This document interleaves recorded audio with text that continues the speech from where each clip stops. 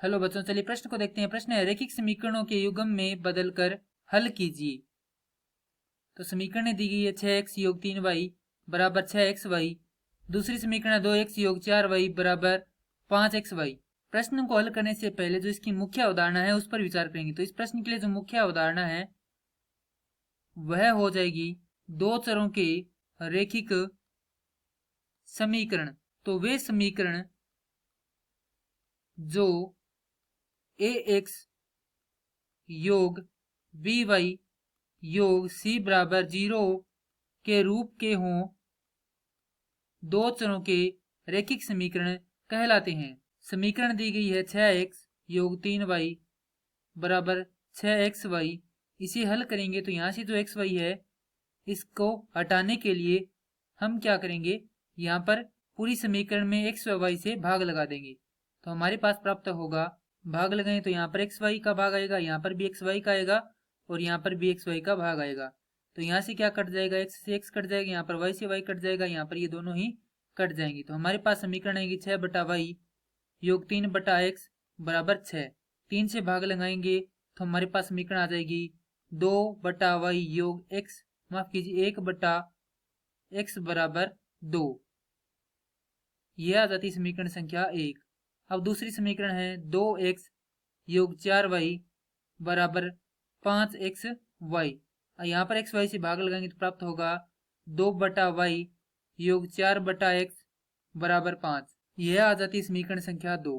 अब यदि हम देखें तो यहाँ पर भी क्या है, 1 बटा वाई है और यहाँ पर भी क्या है, 1 बटा वाई है। यहाँ पर 1 बटा एक्स है और यहाँ पर भी क्या है, 1 बटा एक्स है। चूंकि इनके जो ऊपर गुणांक है वह क्या है, अलग अलग है। तो यहाँ से हम क्या लिख सकते हैं, 1 बटा वाई बराबर मान सकते हैं हम q तथा 1 बटा एक्स बराबर मान सकते हैं p।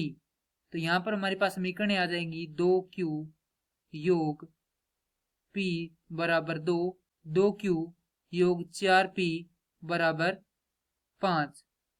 यह समीकरण संख्या 3 और यह समीकरण संख्या बन जाएगी 4। अब इसे हम किसी भी विधि से हल कर सकते हैं। तो इसे हम हल करेंगे विलोपन विधि से। यदि इन्हें विलोपन विधि से हल करें तो यहाँ पर जो विलोपन विधि है उसका अर्थ होता है गायब करना, अर्थात दोनों समीकरणों में से एक चर को गायब करना। या तो q को गायब करके p का मान निकाल सकते हैं या फिर p को गायब करके q का मान निकाल सकते हैं। तो यहाँ पर यदि देखें तो यहाँ पर क्या है, 2q है और यहाँ पर भी 2q है। तो समीकरण 3 में से, माफ कीजिए समीकरण 4 में से 3 को घटा देंगे तो हमारे पास जो q है वह हट जाएगा। तो यहाँ पर लिखेंगे घटाने पर, घटाएंगे किसको घटाएंगे, 4 घटाओ 3, अर्थात समीकरण 4 में से 3 को घटाएंगे तो ऊपर वाले जो समीकरण उसके चिन्ह बदल जाएंगे, अर्थात जो धनात्मक है वह ऋणात्मक और जो ऋणात्मक है वह धनात्मक। तो 2q से 2q कट जाएगा, यहाँ पर 4p है और यहाँ पर 1p है। तो 4 में से 1p को घटाएंगे बचाएगा 3p, 5 में से 2 को घटाएंगे 3, तो p बराबर आ जाएगा 1। अब यह मान हम किसी भी समीकरण में रखकर q का मान निकाल सकते हैं। तो समीकरण 3 से यदि समीकरण 3 में p का मान 1 रखें तो 2q योग 1 बराबर 2, अर्थात q 2q बराबर 1 और q का मान आ जाएगा 1 बटा 2। और हमने यहाँ से माना था कि 1 बटा y बराबर q और 1 बटा x बराबर p। तो यहाँ से हमारे पास जो 1 बटा y है वह किसके बराबर हो जाएगा, वह बराबर हो जाएगा 1 बटा 2 के और 1 बटा x बराबर हो जाएगा 1 के।